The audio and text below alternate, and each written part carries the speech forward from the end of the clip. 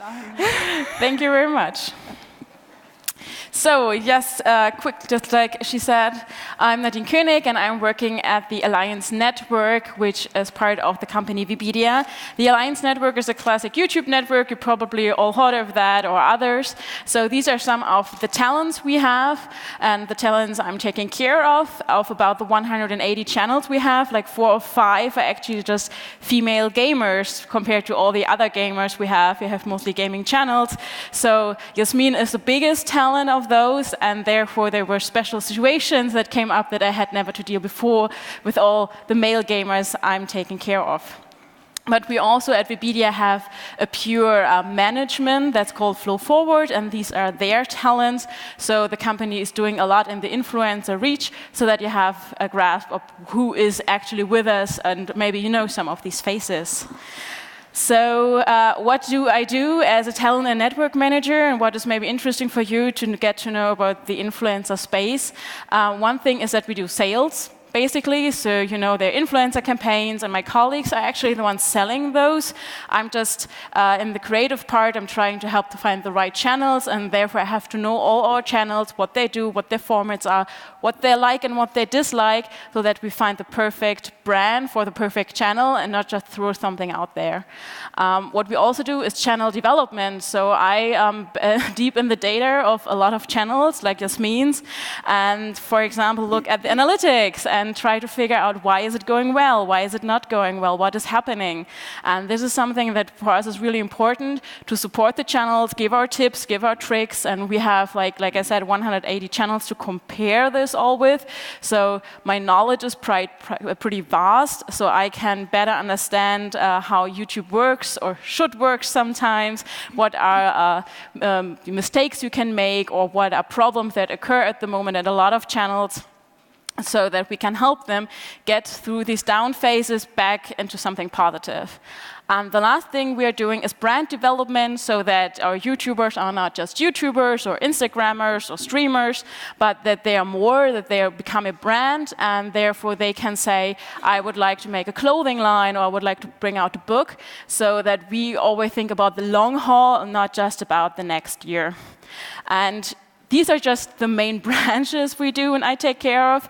I have like 1 million tasks and thousands of emails and messages, and every day I try to plan something and something different comes up. So, but I really recommend for anyone who's doing and working with influencers, don't do a 24-hour service. I know a lot of management do that, and I think it's the wrong way. I trained or educated my talents. Don't to call me at 11 p.m. Don't to expect me to answer them at the weekends or when I'm on vacation. And for my mental health, this is so important. So others say, oh, but they're creatives, you know, they don't know time, and they work at night, so you have to respect that, and you have to be available. And I say, no, you don't have to, because you have to take care of yourself so you can take care of somebody else, basically. So this is my first recommendation, working with influencers. Don't be always available, and they will understand and respect that. And the goal in everything we do at Alliance is basically sustainability. So we don't want channels who are hot and about this year and not relevant next year, or that are burnt out next year, or depressive next year, or just don't want to make videos anymore next year because they lost all their motivation. It's all about the long haul, like I said, and that's why everything we do is try to keep those people motivated. If they need a break, they can take a break, but also try to fulfill their vision and their wishes, so that for them it also is always a fun journey. And for my part, how I do that, and my experience, what helped most, especially with Yasmine, I experienced that and intensely, was be a team. That's why those pictures are there. These are Yasmine and Florian, my close talents. I do a lot of traveling with them. I do communicate with them like mostly every day, and we have to trust and be honest with each other every time. And this is something that I highly recommend, not just in your personal relationships, but also these business relationships. Also, you're just the manager of an influencer. be honest with those people. And Yasmine and I overcame so many situations because she was honest and told me what other people were telling her to do, what they were telling maybe badly about us as a company, how managers approached her and wanted to manage her and snag her away. And she told me, and we overcame the situations together, and we're therefore stronger now than ever before. So this is something so essential. Don't just see your influencer you're working with as a product or as this creator or somebody who's just delivering something. See him or her as a person, and that you build that relationship. And the third thing I recommend is, but keep them independent. So let them have their own opinion, let them have their own experiences, also the bad ones. It's like having a child sometimes. Let them go out there and meet bad people. And I know I won't like that, but if she will come back and tell me, okay, I know now they're bad people, I don't want to work with them anymore. But this is so important for her development as a creator, as a person, and therefore also I don't recommend doing daily tasks or personal tasks for talents. Like other managements I know are doing like doctor's appointments or booking vacations, and I'm not a fan of that because I want her, when the point will be when we won't be working together anymore, to be her own person and to be able to lead her own life and not be independent, like I don't know how to do this because Nadine had been doing that for me for the last 5 or 10 years. This is not something that I want to achieve.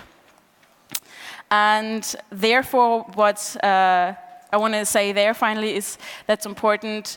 Get to know the person and not just the influencer. Maybe that's also if you're just consuming influencers on Instagram or YouTube or wherever, try to see that there's a person behind that, a person who can be triggered, who has personal experiences that make him or her vulnerable to special situations. And because we are so honest and trustworthy with each other, I know now these situations. I know how to get her out of there, how to motivate her, how to say, it's fine, let them talk. You don't have to do this or that. If you don't want this, if you don't want to work with certain people, if you don't feel comfortable with the campaign, we won't do this. And I can support her much better because I got to know her as a person. And challenging situations, we met a lot, and 2 I want to point out. The first is there will always be somebody trying to go behind your back. There's always an agency, always a network, always a client, a brand, whoever who wants to talk to her directly to get a better deal, try to get her into his or her management. And this is super hard. These were the most frustrating moments in my job so far because we worked for a year so hard on her channel together, put so much love in it, and somebody who never noticed her before was like, oh, now she is interesting, let's have a chat. And we're like, come on, people, just recognize that there's somebody else doing a lot of work there. And how did I overcome that? That I was frustrated, and it was like, I didn't expect somebody to do that, actually, to be that sneaky, to go to her at a party and talk to her badly about me. It's, again, trust and honesty. She told me that those situations happened, and therefore I was better prepared to handle those situations and those people when they were nice to me, but talking to her in a different way. So therefore, I still can stretch on the point, be honest and trustworthy with each other. It's so important in this business, especially as a gaming industry. It's so competitive, and somebody's always trying to get on with it. Go on with your talent, and because they're now hot and about. And the other challenging situation is because just a basic thing. A lot of people, women mentioned this today, you don't get respect because you're a woman. There's so many situations, people don't remember my face, also we met like the 3rd or 4th time, because they don't consider me important, or that I have experience, that my knowledge is not good enough, that I'm not worthy of their attention.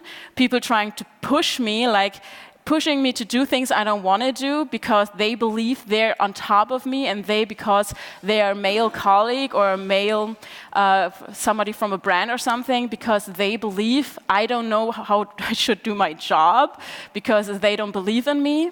And situations, especially in gaming, which is frustrating for me when I'm with my colleague at a publisher, and we're talking about games from 2018 and 19. I'm playing games, I know my games, but when the conversation is to a game about 1998, and then the heads turn, do you know that game?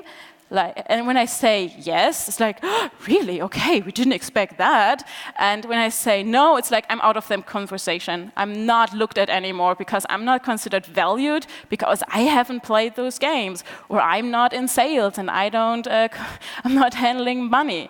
And that's so frustrating because at that moment I want to really do something cool and I love my job, and because I'm not valued because I'm a woman and I had maybe, I don't know, I haven't done everything a man should. I'm not that aggressive as a man. I'm not respected, and that's really tough. And what I take my strength of is people like Yasmine or Florian or my talent who tell me that I'm doing a good job. Their feedback is my strength, and when they tell me they're happy to work with me, they have everything they need, and they're proud to work with me, those people get a little bit smaller, but it's still tough in those situations not to get angry or not to be frustrated too much and to show them that. But it definitely helps to have a closer relationship with my talents and that they're honest to me if I do something wrong or right, and therefore I know I can be proud of what I've achieved. And with that, I'm giving over to Jasmin, who will now talk about how it is to be a female influencer. Ja.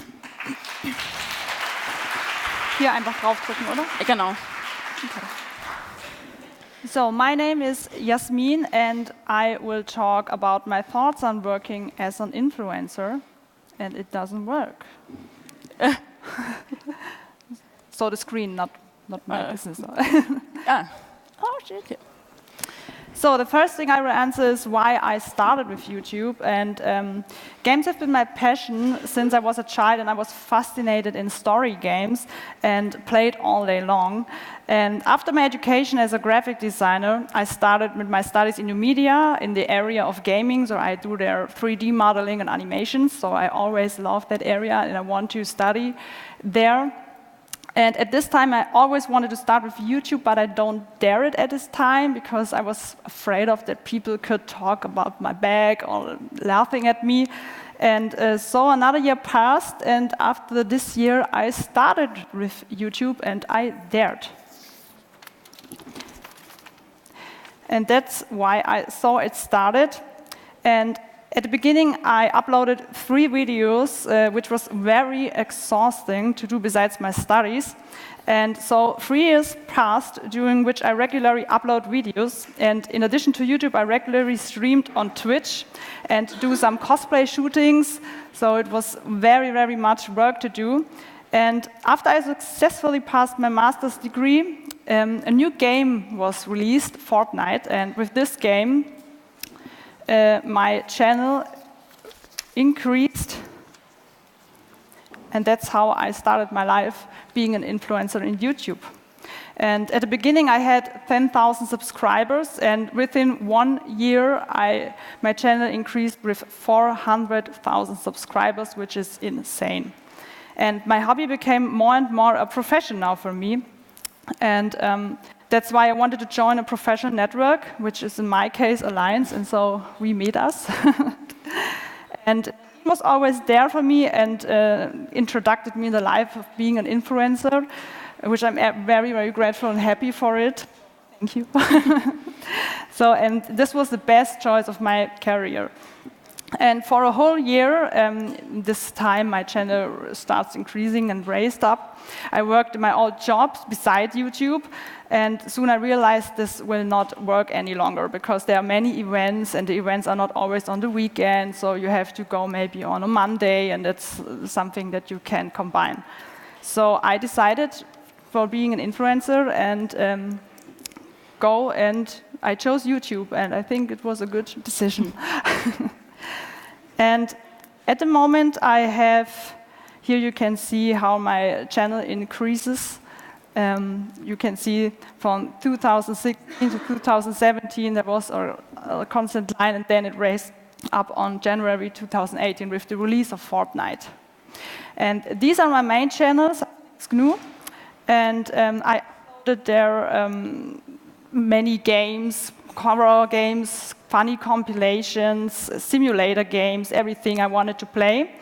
And for a couple of months I opened up a second channel, and it is Saftiges Gnu, where I play on online streams, story games, so a video can be, as you can see, 8 hours, but it's a complete playthrough with story games.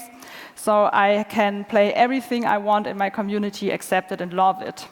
And besides all the gaming, all the streaming and everything, I do cosplay shootings, and it's awesome because I can combine my cosplays with some campaigns we start. Maybe you can see here for Resident Evil 2 or Tomb Raider or Overwatch or something. So I wear sometimes in some streams my cosplays too.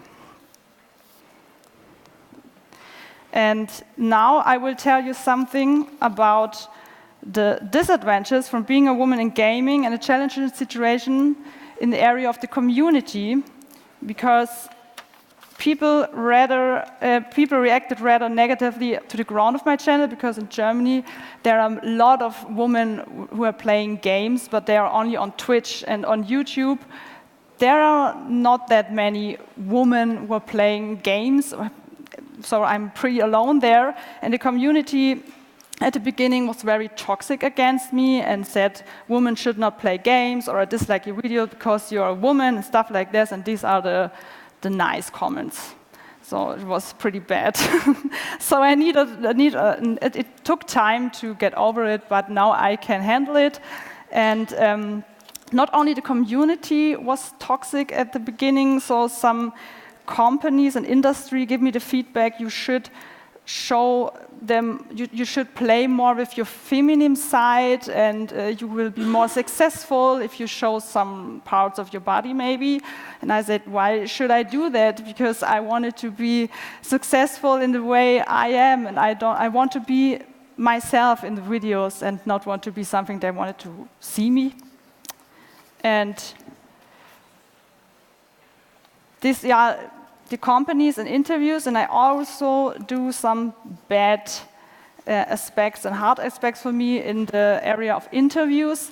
I started with when my channel increased, I started to give some interviews and some articles for me get online, and it was pretty exciting because of, okay, the people write articles about me, and there was one article, it was a good article, but the picture was not that nice, because from all the other influencers, they use their normal profile pictures, and for me, for my article, they used a picture from a video I uploaded for 2 years ago, where I imitating the gamer girl lifestyle, and took that picture online on my article. And that was pretty hard, because they want to push me into a, they want to show a picture from me or from the gamer girl they wanted to see, and not what I am.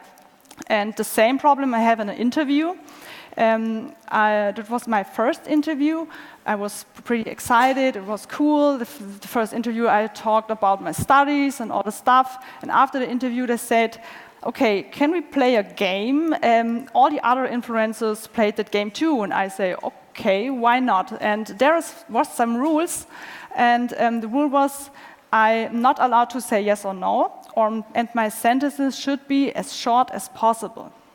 So I played that game, and a couple of weeks later, the interview went online, and my part was only uploaded with the game we played, without any advice to the viewers that I played a game and all the other influencers don't play that game.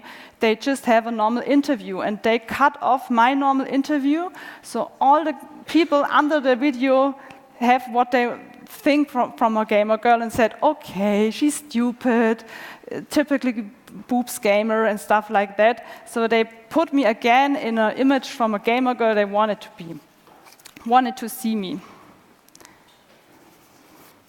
But every job has great aspects, and a great aspect of being an influencer is I travel a lot, I visit great events, I work with companies whose game I love, and the other day I allowed to play for Ubisoft. You can see it on the left side, for a short series for Division 2. It was a very, very nice experience.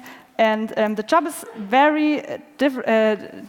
They're very, very, it's never get boring, and you always have to be spontaneous.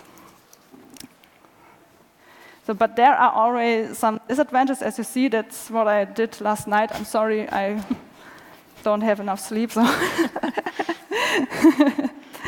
so as I said, it was never my intention to be self-employed.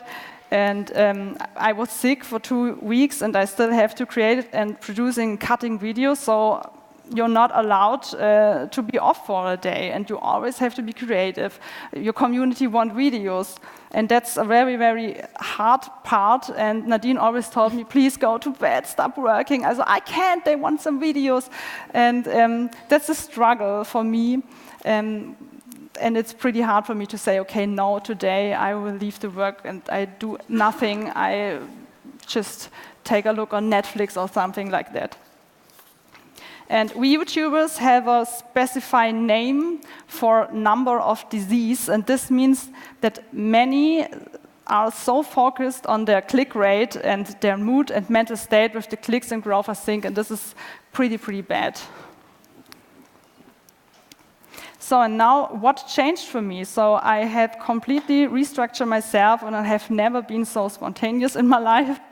And I no longer work as usual from 8 a.m. to 6 p.m. like in my old job. Maybe sometimes I get up at 6 a.m. and go to bed at 1 o'clock early in the morning, or like last night, I didn't get any sleep, I'm sorry.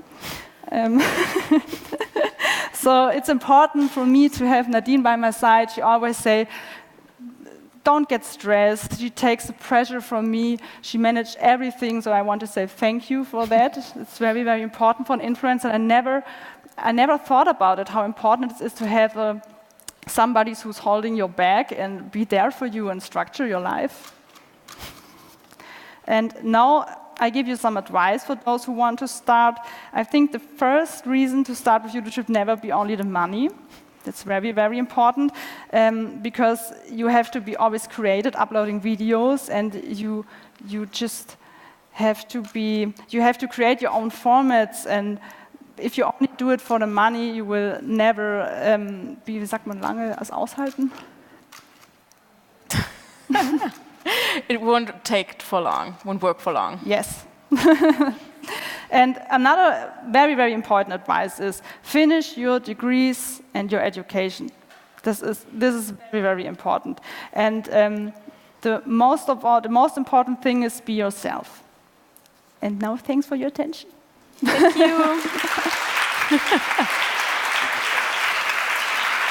And I'll call. Oh. Yeah. Hot microphone there, nice, hi.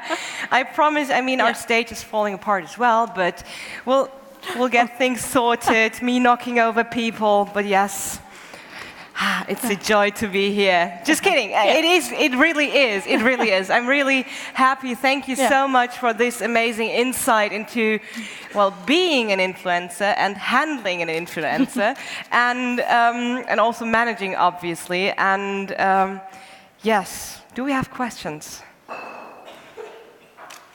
All right then, you did a good job, you made everything clear. Thank you so much. Big round of applause to Nicole and Saftiges Gnu